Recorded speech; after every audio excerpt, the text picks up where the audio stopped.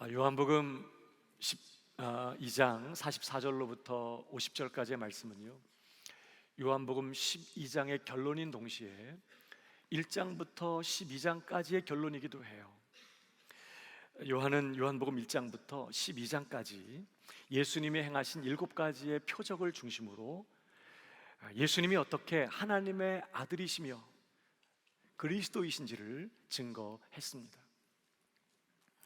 그러면서 12장에 오면 그 하나님의 아들이신 그리스도이신 예수께서 이제 십자가에 죽으시기 위하여 예루살렘에 입성하신 일과 헬라인들이 예수님을 방문한 그 사건을 계기로 이제 인자가 영광을 얻을 때가 왔도다 선언하시면서 세상의 빛이 되시는 자신을 믿으라고 촉구하시는 예수님의 말씀이 기록되고 있습니다. 그러면서 오늘 본문 44절입니다. 예수께서 외쳐 이르시되 나를 믿는 자는 나를 믿는 것이 아니요 나를 보내신 이를 믿는 것이며 나를 보는 자는 나를 보내신 이를 보는 것이니라. 한마디로 말하면 나와 아버지는 하나다, 이런 뜻이에요.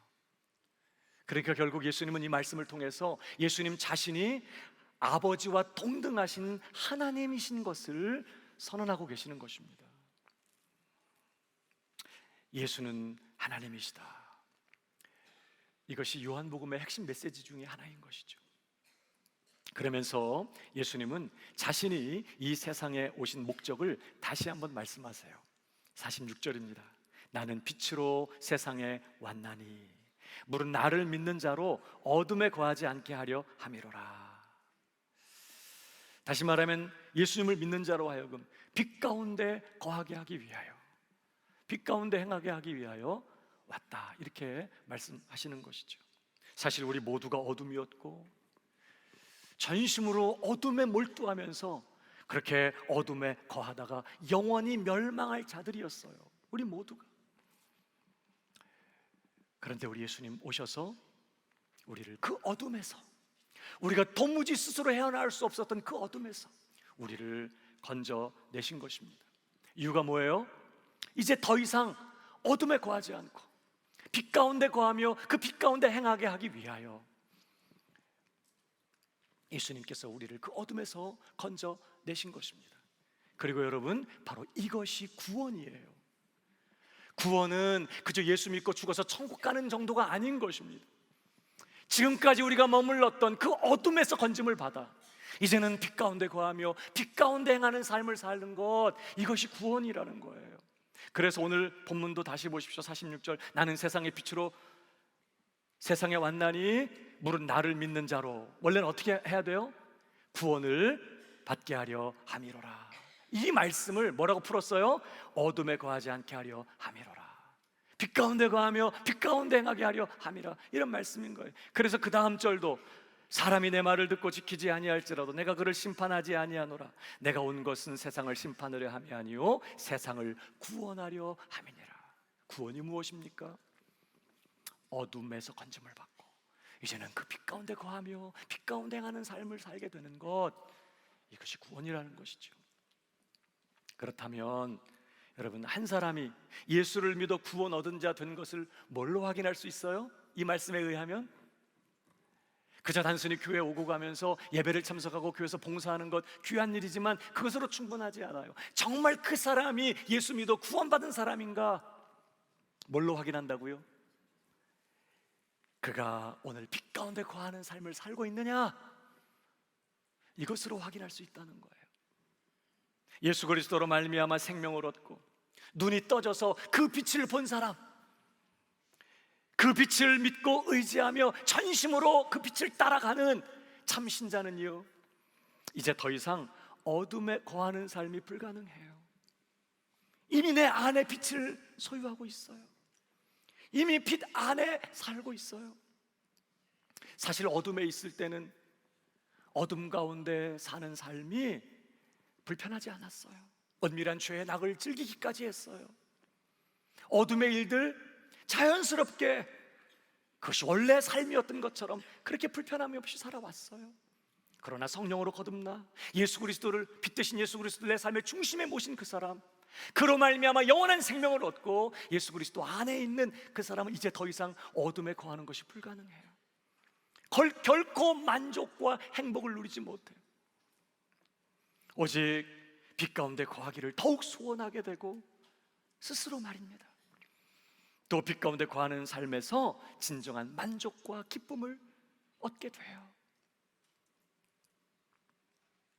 물론 오해하지 마십시오. 우리가 빛 가운데 거해야 구원을 얻는다는 말씀이 아닙니다. 오히려 예수님이 오신 목적이 믿는 자로 하여금 더 이상 어둠에 거하지 않고 빛 가운데 행하게 하기 위함이었기 때문에 예수님을 통하여 진정으로 구원을 얻은 자는 이제 스스로 빛 가운데 거하기를 소원하게 되고 실제로 그 빛 가운데 거하는 삶을 살게 된다는 말씀이에요. 그렇다면 여러분, 계속해서 그 빛을 거부하고 어둠 가운데 거하는 사람은 어떻게 될까요? 오늘 그 다음 절을 보십시오. 48절, 나를 저버리고 내 말을 받지 아니하는 자를 심판할 리가 있으니 곧 내가 한 그 말이 마지막 날에 그를 심판하리라. 결국 빛 되신 주님을 거부하고 계속해서 어둠 가운데 머물러 있는 자들, 주님의 말씀의 기준에 의해서 영원한 심판을 받고 영원한 멸망에 이르게 될 것이라는 말씀이에요. 이것이 요한복음 12장의 결론입니다. 사실 요한복음 1장에 뭐라고 선언하고 있습니까? 태초에 말씀이 계시니라, 이 말씀이 하나님과 함께 계셨으니 이 말씀은 곧 하나님이시라. 예수님을 그렇게 소개하면서 그 안에 생명이 있었으니 이 생명은 사람들의 빛이라 해놓고 오늘 10장에 와서는 뭐라고 말해요? 그 빛을 믿는 자는 영원한 생명을 얻지만 그 빛을 거부하는, 그리고 계속해서 어둠 가운데 거하는 사람들 심판을 받고 영원한 멸망에 이르게 될 것이다. 이것이 1장부터 12장까지의 내용의 이제 결론이 되는 것입니다. 그리고 나서 요한복음 13장부터 17장까지의 말씀이 이어져요. 요한복음 13장부터 17장까지는요 보통 다락방 강화라 혹은 다락방 설교라 이렇게 불러요. 예수님께서 유월절 전날 목요일이죠, 제자들과 함께 마가의 다락방에서 같이 마지막 유월절 식사를 하셨어요. 그 자리에서 있었던 일과 그때 하신 말씀을 기록한 것이 요한복음 13장부터 17장의 말씀이에요. 그 중에서 13장부터 16장까지는 예수님이 십자가에 죽으시고 부활 승천하신 이후에 이제 이 세상에 남겨지게 될 제자들이 이 어둡고 악한 세상에서 어떻게 살아가야 할 것인지에 대해서 교훈하신 말씀입니다. 그리고 17장은 그러한 제자들을 위한 주님의 기도가 기록되고 있어요. 그러니까 13장부터 16장까지의 말씀들은요, 앞으로 예수님께서 승천하신 이후에 세상에 남겨질 제자들을 준비시키시는 그런 말씀인 동시에 내용상 바로 앞에서 강조되었던 그 빛 가운데 거하며 그 빛 가운데 행하는 그 삶이 구체적으로 어떤 삶인지에 대해서 가르치는 그런 말씀이 되기도 합니다. 도대체 빛 가운데 행하는 삶이란 어떤 삶이냐, 우리 주 예수님을 내 삶의 중심에 모시고 그분과 동행하는 삶의 구체적인 모습은 어떤 것이냐 하는 것을 가르치시는 것이 13장부터 16장까지의 내용이라는 거예요. 그래서 예를 들면 13장의 주제는 한마디로 사랑입니다. 그 유명한 세 계명이 이 13장에 기록되고 있어요. 무슨 말이죠? 빛 되신 예수님을 내 삶의 중심에 모시고 그 빛 가운데 거하며 빛 가운데 행하는 삶의 가장 첫 번째 내용이 뭐예요? 사랑하는 삶이라는 거예요. 사랑이라는 거예요. 그러니까 형제를 사랑하지 않는다, 그는 어둠 가운데 있는 사람이 아직도. 빛 가운데 거하는 삶, 오직 사랑만 하며 사는 삶이라는 거예요. 여러분 보십시오. 요한 1서, 이 요한복음을 기록한 요한이 기록한 요한 1서 2장 9절 이하에 보면요, 빛 가운데 있다 하면서 그 형제를 미워하는 자는 지금까지 어둠에 있는 자요. 예수 믿는다고 하면서 지속적으로 누군가를 미워하며 사랑하지 않고 있다면 그는 여전히 어둠 가운데 있는 사람이다, 참신자 아니다, 이런 얘기예요. 그의 형제를 사랑하는 자는 빛 가운데 거하여 자기 속에 거리낌이 없으나 그의 형제를 미워하는 자는 어둠에 있고 또 어둠에 행하며 갈 곳을 알지 못하나니 이는 그 어둠이 그의 눈을 멀게 하였음이라. 그러니까 우리가 주님을 본받아서 우리 주님처럼 오직 사랑만 하며 사는 삶, 바로 이것이 빛 가운데 거하는, 빛 가운데 행하는 삶의 모습이라는 거예요. 아멘이십니까? 그리고 바로 주님은 우리가 그런 삶을 살게 하기 위하여 우리를 구원하셨다. 오직 사랑만 하며 사는 사람 되게 하기 위하여 저와 여러분이 구원받았다는 거예요. 그걸 위해서 우리 주님이 오셨다는 거예요. 자, 그런 문맥 속에서 이제 오늘 본문은요, 예수님께서 유월절 전날 저녁에 제자들과 함께 유월절 식사를 하시고 그들의 발을 씻기신 내용이에요. 그러니까 문맥상 어떤 분위기예요? 사랑의 구체적인 실천에 관한 가르침이에요. 오직 사랑만 하며 사는 삶을 구체적으로 어떻게 실천할 것인가, 그것을 보여주시는 내용이 사실 오늘 본문의 이야기입니다. 13장 1절을 보십시오. 유월절 전에 예수께서 자기가 세상을 떠나 아버지께로 돌아가실 때가 이른 줄 아시고 세상에 있는 자기 사람들을 사랑하시되 끝까지 사랑하시니라. 자, 그 사랑을 어떻게 표현하시는지 이어지는 내용이겠죠. 특별히 그 중에는요, 마귀가 벌써 시몬의 아들 가룟 유다의 마음에 예수를 팔려는 생각을 넣었더라. 벌써 예수를 팔려는 생각을 갖고 있었던 가룟 유다도 그 틈에 있었다는 거예요. 그러나 우리 예수님, 그런 자기 제자들을 끝까지 사랑하셨다. 자, 그 내용이 어떻게 이어집니까? 그 다음 3절, 저녁 먹는 중 예수는 아버지께서 모든 것을 자기 손에 맡기신 것과 또 자기가 하나님께로부터 오셨다가 하나님께로 돌아가실 것을 아시고. 자, 우선 우리 예수님 어떤 분으로 소개하고 있어요? 아버지께서 모든 것을 자기 손에 맡기셨다, 이런 표현이 나와요. 예수님 어떤 분이십니까? 아버지께서 모든 권세를 위임하신 하나님의 아들, 다시 말하면 하나님이시면서 최고의 주님이신 그런 분이세요. 예수님은 그저 이웃집 옆집의 목수가 아닌 것입니다. 그는 하나님 아버지께로부터 모든 권세를 위임받으신, 하늘과 땅의 모든 권세를 그 어깨에 메고 계시는 하나님의 아들이시며 최고의 주님이시라는 거예요. 자, 그런데 말입니다, 바로 그런 주님이 무슨 일을 하셨다고 기록합니까? 그 다음 절 보십시오. 4절에 저녁 잡수시던 자리에서 일어나 겉옷을 벗고 수건을 가져다가 허리에 두르시고 이에 대하여 물을 떠서 제자들의 발을 씻으시고 그 두르신 수건으로 닦기를 시작하여 시몬 베드로에게 이르시니 그랬습니다. 사실 요한복음에는요, 마태, 마가, 누가복음의 이 공관복음의 내용과 중복되는 것을 피하기 위해서 많은 부분들이 생략되어 있어요. 또 그런 공관복음에 없는 내용들이 추가적으로 설명되거나 예수님의 많은 설교들이 기록되어 있죠.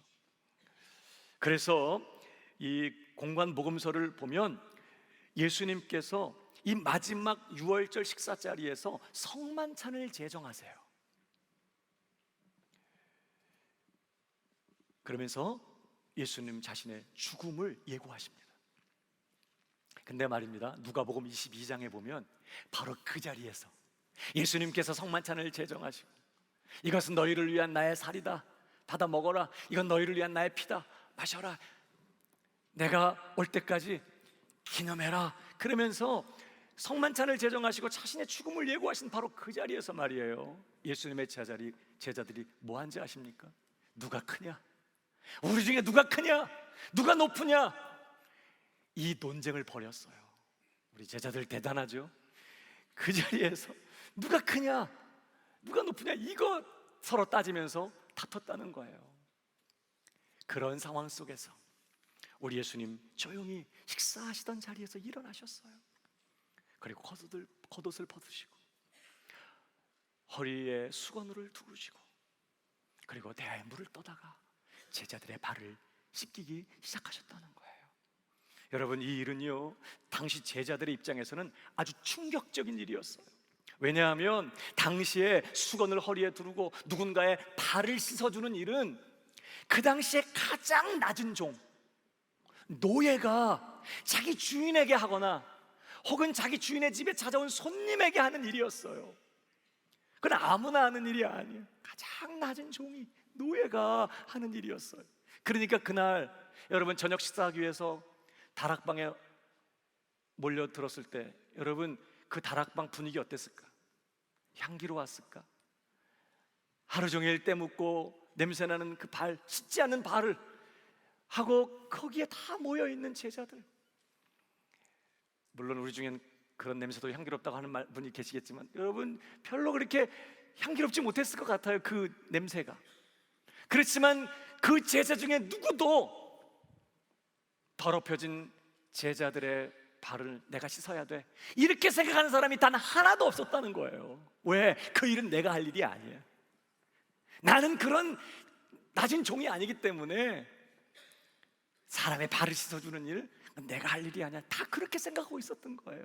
그러니까 냄새가 안 나고 분위기 안 좋지만 그냥 참고 밥 먹고 있는 것입니다. 그런데 우리 주님이 일어나신 거예요.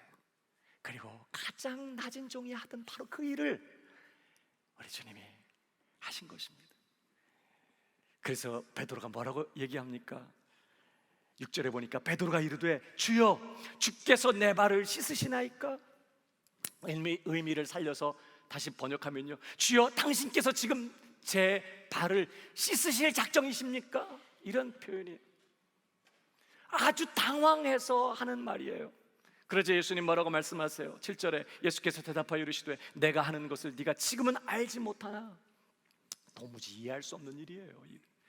그러나 이후에는 알리라. 베드로가 이르되 내 발을 절대로 씻지 못하시리이다. 주님, 그건 주님이 하실 일이 아니잖아요. 오히려 우리가 주님의 발을 씻으면 씻었지 어떻게 주님이 그 일을 하실 수 있단 말입니까? 절대로 당신은 제 발을 씻으실 수 없으십니다. 이건 베드로의 주님을 향한 사랑이었어요. 그런데 예수님 뭐라고 말씀하세요? 예수께서 대답하시되 내가 너를 씻어주지 아니하면 네가 나와 상관이 없느니라. 주님께서 그의 발을 닦아주시지 않는다면 예수님과 상관없대요. 그러자 또 예수님 사랑했던 베드로 또 뭐라고 얘기해요? 9절에 시몬 베드로가 이르되 주여 내 발뿐 아니라 손과 머리도 씻어 주옵소서. 아예 목욕까지 시켜주시죠 주님. 참 베드로가 주님을 향한 마음은 뜨거워요. 그러자 10절에 예수께서 이르시되 이미 목욕한 자는 발밖에 씻을 필요가 없느니라. 온몸이 깨끗하니라. 무슨 말이죠? 단순히 발 씻는 얘기가 하는 것이 아니라 영적인 의미를 지금 말씀하고 있는 것이죠. 성령으로 거듭나서 예수님을 나의 삶의 주님으로 모신 사람, 예수를 믿는 그 신자는 이미 목욕한 자라와 같다는 거예요. 모든 죄의 용서함을 받았어요. 하나님 앞에서 깨끗함을 받았어요. 성결함을 받았어요. 그러나 그렇게 구원받은 신자라도, 한번 목욕한 것과 같은 신자라도 어떻게 해요? 계속해서 연약하기 때문에 죄를 범하고 넘어져요.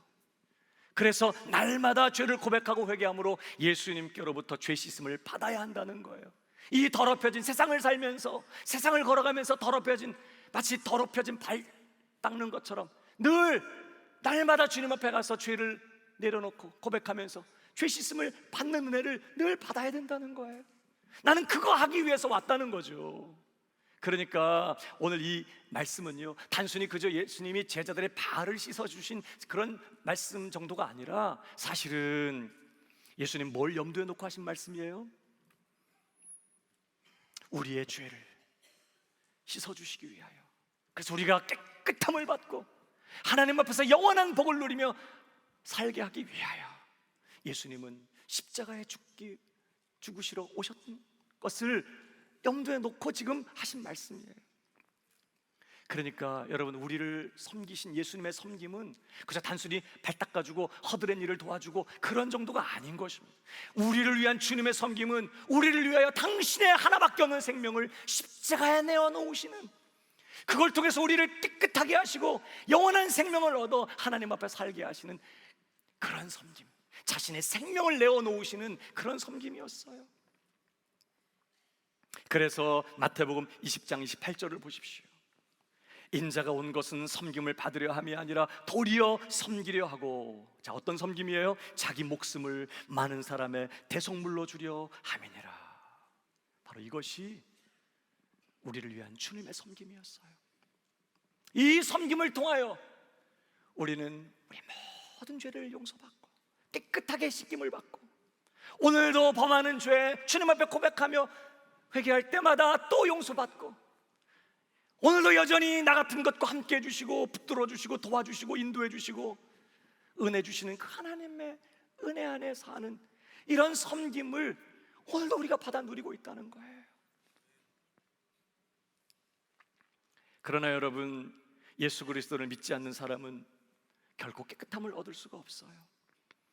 10절 뒷부분에 뭐라고 말합니까? 너희가 깨끗하나 다는 아니니라 하시니 이는 자기를 팔자가 누구인지 아심이라. 그러므로 다는 깨끗하지 아니하다 하시니라. 예수를 믿지 않는 사람은 예수와 상관이 없어. 주님께서 깨끗하게 씻어주시는 것과는 상관이 없어요. 그 중에 이제 이 가룟 유다가 포함된다는 말씀인 것이죠. 그러면서 12절 그들의 발을 씻으신 후에 옷을 입으시고 다시 앉아 그들에게 이르시되 내가 너희에게 행한 것을 너희가 아느냐? 너희가 나를 선생이라 또는 주라 하니 너희 말이 옳도다. 내가 그러하다. 예수님이 너희가 말하는 것처럼 내가 너희의 선생이고 주님이라는 거예요. 여기 선생이라 또는 주라 하는 이 단어의 원문을 보면 정관사가 붙어 있어. 호 디다스칼로스 카이 호 퀴리오스. 정관사가 붙어 있다는 건 뭘 말해요? 유일한 주님이세요. 유일한 스승이에요. 최고의 주님이시고 최고의 스승이란 뜻이에요. 근데 여러분 그 다음 절 내가 그런 주와 선생이 되어 너희 발을 씻었으니 너희도 서로 발을 씻어주는 것이 옳으니라. 여기 서로 발을 씻어준다는 것은 그저 발을 닦아준다는 그런 정도를 포함해서 우리 예수님처럼 오직 사랑의 마음을 품고 가장 낮은 종의 모습으로 서로를 위하여 봉사하며 사랑으로 섬기는 것을 의미하는 것이죠. 내가 너희를 그렇게 섬겼으니 내가 너희를 사랑하여 가장 낮은 종의 모습으로 와서 너희의 그 죄 문제를 해결하고 지금도 여전히 너희와 함께함으로 너희를 그렇게 섬기고 있는 것처럼 너희도 그렇게 서로를 섬기는 것이 옳으니라. 이렇게 지금 말씀하시는 거예요. 여기 옳으니라에 해당하는 원문의 단어는요, 빚을 진 자가 빚을 갚아야 하는 것처럼 당연히 해야 될 의무다, 이런 뜻이에요. 이 옳다 이 말은 빚진 자가 빚 갚는 건 옳은 일이죠. 그건 당연한 의무예요. 마찬가지로 너희가 그렇게 사랑으로 섬기는 일은 마땅히 해야 될 너희의 의무다, 이렇게 말씀하시는 것입니다. 그러니까 여러분, 우리가 가장 낮은 종의 모습으로 서로를 섬기는 이 일은 해도 되고 안 해도 되는 일이 아닙니다. 예수님을 믿고 따르는 모든 신자들이 반드시 마땅히 해야 될 의무라는 거예요. 여러분, 왜 사랑으로 섬기는 것이 당연한 의무일까요? 첫 번째는 우리 주님이 그런 섬김의 삶을 사셨기 때문이에요. 오늘 다시 14절을 보시면 내가 주와 또는 선생이 되어 너희 발을 씻었으니 그랬습니다.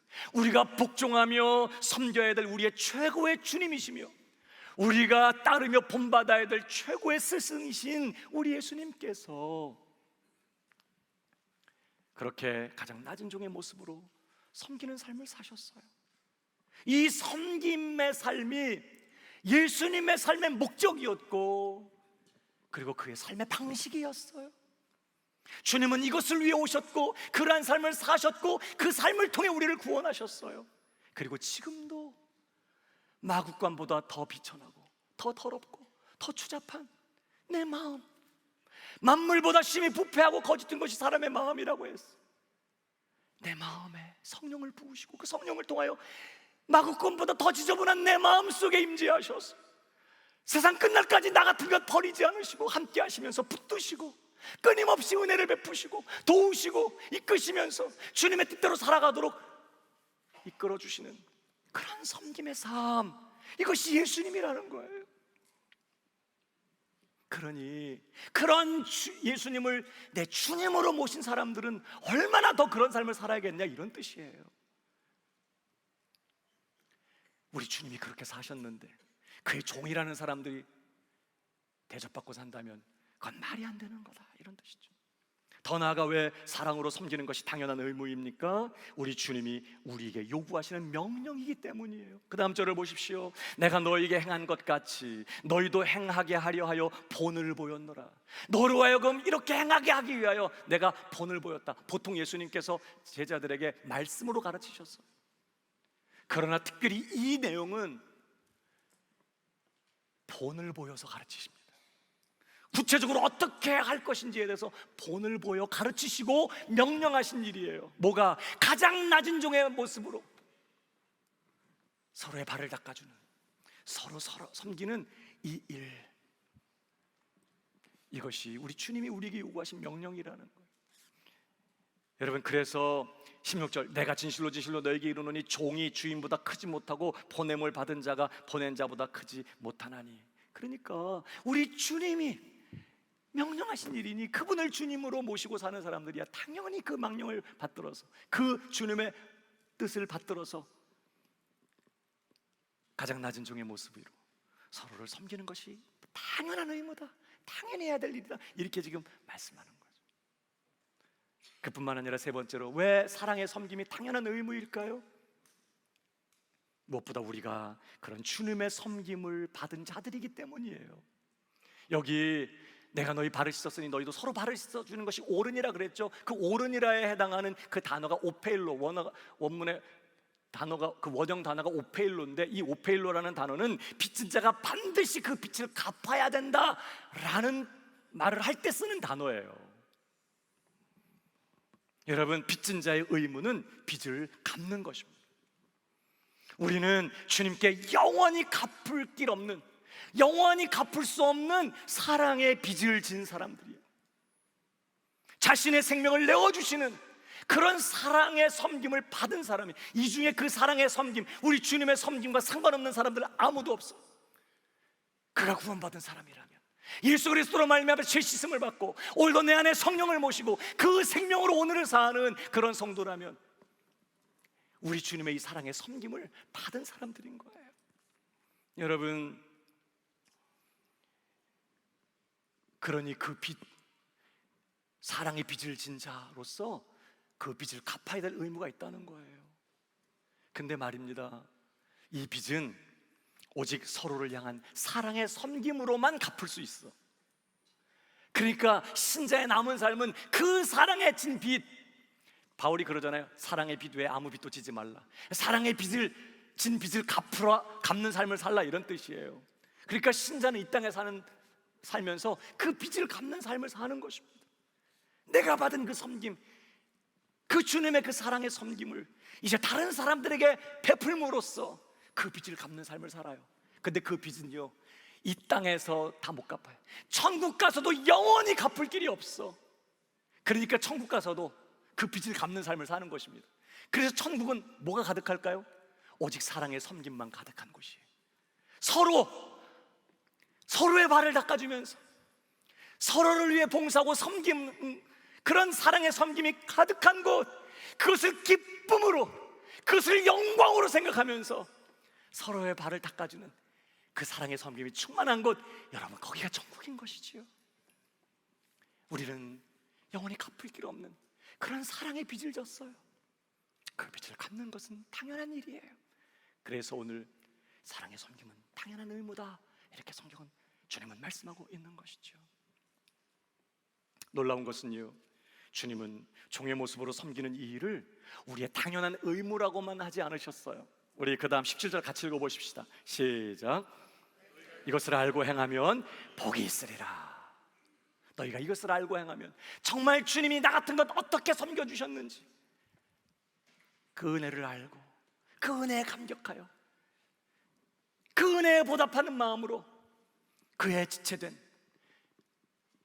주변의 형제들을 사랑의 마음으로 품고 가장 낮은 종의 모습으로 서로를 섬기고 봉사하는 그러한 일을 행한다면 그건 당연한 거니까 이렇게 말씀하지 않고 너희에게 복이 있으리라, 복을 약속하셨어요.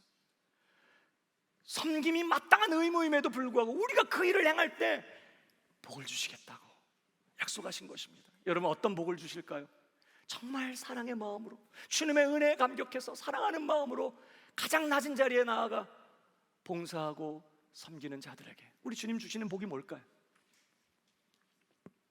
우리 주님과의 친밀한 교제예요. 우리 주님은 오늘도 가장 낮은 자리에, 거기가 어디예요? 사실 우리 마음이에요. 주님께서 거하시기에 어울리지 않는 곳이에요. 우리 마음이 얼마나 하루에도 여러 번씩 악하고 세상적이고 이기적이고 주님께서 정말 견디기 힘드실 만큼 좋지 못한 그런 생각들을 품고 사는지 몰라요. 그런 마음에 우리 주님이 임재하셔서 그 낮은 곳에 임재하셔서 우리 주님이 지금도 우리를 그분의 모든 능력과 그 선하심과 그 신실하심으로 오늘 우리를 섬기고 계세요. 우리를 붙드시고 인도하시면서 말입니다. 그러니까 우리 주님 높은 보좌에 앉아 계시지만 가장 낮은 자리에 와 계세요. 그러니까 누가 주님과 친밀하게 만나 교제하게 될까요? 가장 낮은 자리에 머무는 사람. 높은 곳에 가봤자 주님 없어. 어디 계세요? 주님은 가장 낮은 곳에. 그러니까 낮은 종의 모습으로 다른 사람의 발을 씻어주는 그런 섬김의 삶을 사는 자들이요, 친밀하게 우리 주님의 사랑을 경험해요. 그래서 섬기는 자리에 있는 자들이 주님의 위로를 경험하고 주님께로부터 오는 만족과 기쁨과 행복을 누리게 돼요. 진정으로 섬기는 사람들은 불행하지 않습니다. 외롭지 않아요. 고독하지 않습니다. 누가 나를 좀 사랑해주지 않나? 왜 나를 인정해주지 않나? 그러니까 열등감에 빠지고, 그러니까 외롭고 고독하고, 그러니까 불안한 거예요. 그러나 나를 돌아보는 것이 아니라 정말 낮은 자들을 향한 마음을 가지고 그들에게 내려가서 그들의 발을 닦아주는 마음으로 그들을 섬기는 사람들 불행하지 않습니다. 우울하지 않아요. 왜? 주님의 친밀한 사랑을 경험하기 때문이에요.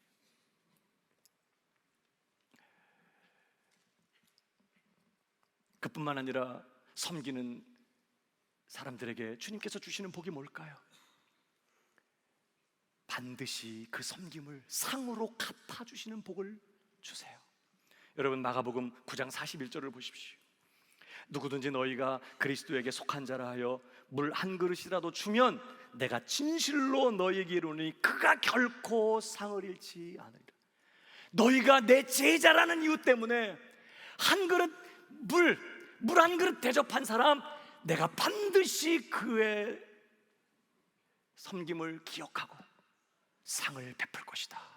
그 정도로 예수님이 자기 제자들을 위하신다는 표현인데, 이 말씀 안에는 그렇게 사랑으로 섬기는 일을 반드시 주님이 카운트하고 계시고 반드시 상으로 갚으시겠다고 말씀하세요. 여러분, 우리 요한계시록 22장 12절도 읽어보십시다. 다 같이 시작. 속히 오리니 내가 줄 상이 내게 있어 각 사람에게 그가 행한 대로 갚아주리라. 그러니까 사랑의 섬김은요, 빚진 자가 갚아야 될 마땅한 의무임에도 불구하고 섬기면 복을 받습니다. 주님께서 반드시 다 갚아주세요. 비록 이 땅에서 우리가 다 갚음을 받지 못한다고 해도 반드시 하늘의 상급을 쌓으시고, 우리가 영원한 하늘나라에 갔을 때, 새하늘과 새 땅에 갔을 때 그곳에서 이 부유한 삶을 살게 하기 위해 주님은 다 갚아주시겠다고 약속하셨어요.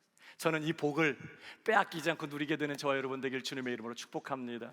말씀을 정리하면서요, 주님을 따르며 빛 가운데 거하는 삶, 구체적으로 어떤 삶이에요? 오직 사랑만 하며 사는 삶. 더 구체적으로 표현하면 주님을 본받아서 사랑의 마음을 품고 가장 낮은 종의 모습으로 다른 사람을 위하여 봉사하며 섬기는 삶, 이것이 빛 가운데 거하는 삶의 모습이라는 거예요. 그러나 여러분, 사실 타락한 본성을 가진 우리로서는요, 이런 삶이 솔직히 불가능합니다. 우리의 타락한 본성은 너무나 이기적이에요. 그래서 누군가에게 선을 베풀고 누군가를 섬겨도요, 제 마음 한구석에는 그래도 내가 누군가 나를 알아주기를 바라고 인정받고 칭찬받기를 원하고 그것이 좀 드러나주기를 바라고, 그것이 좌절될 경우에는 낙심하고 더 이상 하지 않게 되는 그런 연약함이 있어요.